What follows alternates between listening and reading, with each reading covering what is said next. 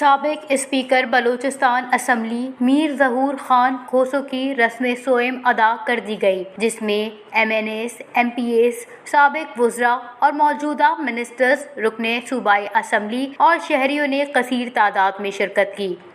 شرکاء نے مرحوم کی مغفرت کے لیے دعائیں مانگی اور لواحقین سے تعزیت کی۔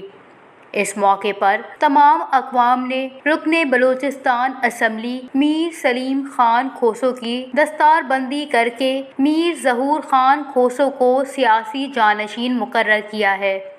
اس موقع پر سابق صوبائی وزیر میر صادق عمرانی، سابق صوبائی وزیر صحت میر عبدالماجد آبرو نے وش نیوز سے بات چیت کرتے ہوئے میر ظہور خان کھوسو کی زندگی پر روشنی ڈالی۔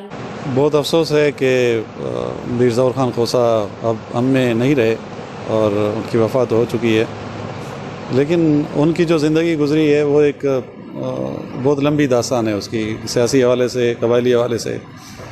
انہوں نے بڑی خدمات کی اپنے دور میں، اور میں سمجھتا ہوں کہ ایسے بہت کم سیاستدان ہوتے ہیں جو تمام اقوام کو ساتھ لے کر چلتے ہیں، اور انہوں نے بڑی دلجوئی کے ساتھ جو ہے وہ سیاست میں حصہ لیا، سیاست میں اپنے لوگوں کے لیے کام کیا، اور ایسے لوگوں کو ہمیشہ یاد رکھا جائے گا۔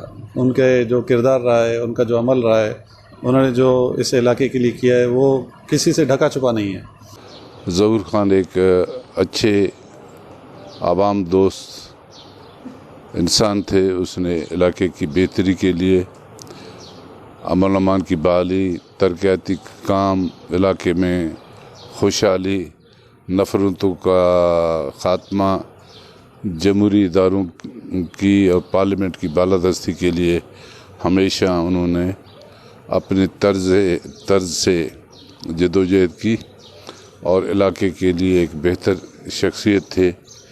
اللہ تعالیٰ ان کو جنت فردوس میں جگہ دے۔ رسم سوئم کے بعد میر سلیم کھوسو نے میڈیا کو بریفنگ میں کہا کہ قوم نے مجھ پر بھاری ذمہ داری عائد کر دی ہے۔